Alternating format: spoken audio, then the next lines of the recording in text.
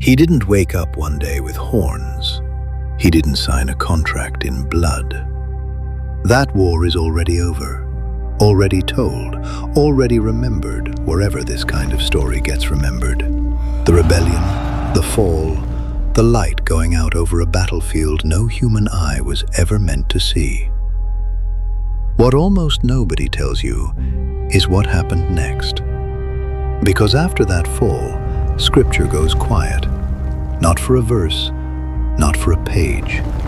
For centuries, long enough that entire kingdoms rise and fall in the same silence he's sitting inside of. And when he finally returns to the text, he isn't the devil yet. Not the one with the throne, not the one commanding legions or bargaining for souls or wearing the shape every painting since has agreed to give him. So somewhere in that silence, something built him, and it wasn't the war. We're about to find out what it actually was.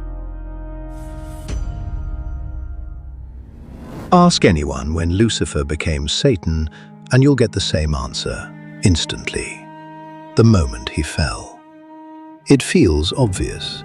He rebelled, he lost, he was thrown out of heaven. Surely that's the transformation. Angel goes in one door, devil comes out the other. Was that the moment? Scripture's answer is no.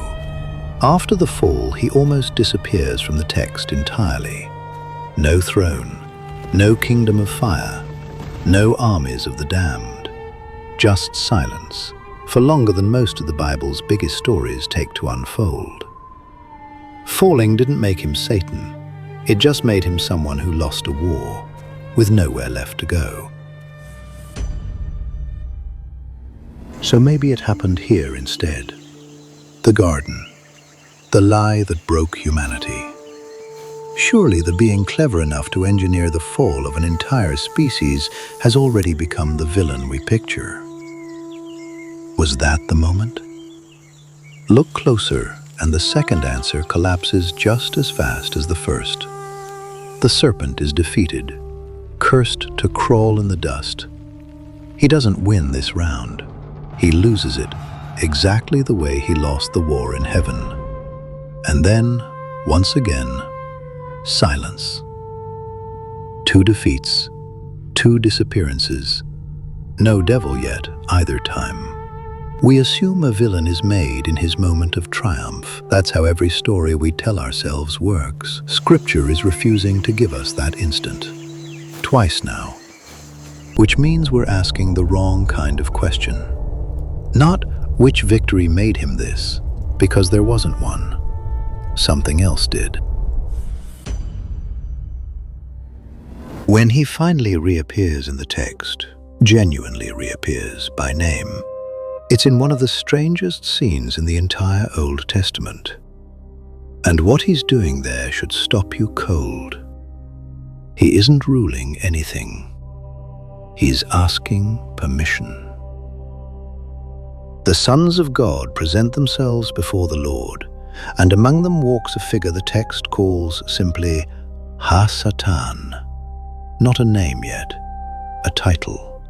It means roughly the accuser, the one who opposes. God asks where he's been. Wandering the earth, He says. walking back and forth across it. Then God points to a man, Job, faithful, blameless. And the accuser doesn't attack him. He argues a case. Of course he's faithful. You've protected everything he has. Take it away and see what's left. Permission is granted. Everything Job has is taken in a single storm, and still the accuser doesn't gloat, doesn't strike out on his own. He returns, reports, asks what comes next. Job is still faithful. So the accuser asks again. Skin for skin. Touch his body. He'll curse you to your face. Permission is granted a second time.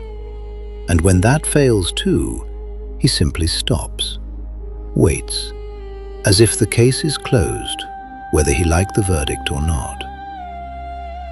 Think about what we just watched. The being most people picture ruling hell just asked permission twice and accepted the answer both times. That single scene upends almost everything the word Satan makes you imagine. So Scripture goes quiet again for centuries. But here's the part almost nobody tells you. While the Bible stayed silent about him, other people didn't. Buried for 2,000 years in caves above the Dead Sea, writers no one can name kept telling his story anyway. And in their hands, he starts changing. New names appear: Belial, Mastema, and for the first time, a will of his own, a following of his own, no longer waiting on permission from the God who cast him out. Not because the biblical story continued, because people who couldn't live with the silence wrote the next chapter for him themselves. Open the New Testament, and the shift is already unmistakable. A man alone, 40 days without food. And he returns. No permission requested this time, no case filed with heaven first. He simply arrives. If you are who you say you are, turn these stones to bread. Refused. He takes him to the highest point of the temple. Throw yourself down. Surely heaven won't let you fall. Refused again. And finally, every kingdom visible from a high place, offered for one small gesture. A bow, nothing more. 3 offers, no violence in any of them. And this time, no one in heaven granted him permission to make a single one. Was this the moment then? He's acting alone now, naming himself almost the ruler of this world. Closer, but still not quite him. The last piece doesn't arrive until the very last book the New Testament produced. One sentence in Revelation, quietly welding his entire history into a single character. That ancient serpent called the devil and Satan. Read that slowly. The serpent from the garden, the accuser from Job's courtroom, the tempter in the desert. 3 separate figures from 3 separate centuries, fused in one line as if they'd always been the same being.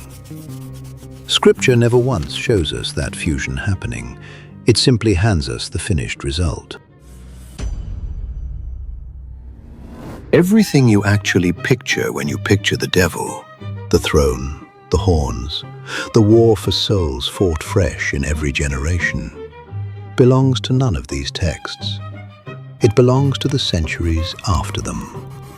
Theologians, poets, painters who never read a word of Hebrew, preachers who needed one face standing still long enough for every evil in the world to finally be pinned to it.